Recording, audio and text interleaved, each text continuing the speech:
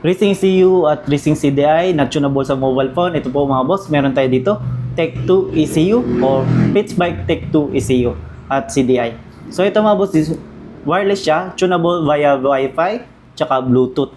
Ayan. So meron tayong mga limited lang na motor para dito sa ating mga ECU at CDI. Etong ECU, meron tayong Sniper 150B1, Sniper 150B2, Sniper 155, Raider 150 Fi. Sa carb naman or CDI, ganito, meron tayong Raider 150 Reborn, pwede din sa new breed, depend lang, tsaka Muse 40.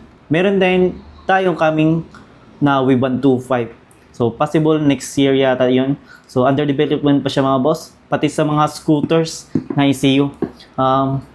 As ang alam ko, parang meron tayong Aerox, NMAX, Click 125, MIUI 125M3. Yon yung mga darating. Possible lang next year yon mga boss.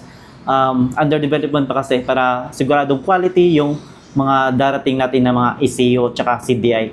So, ito mga boss is pricey siya. Pero yung features niya, napakaganda mga boss.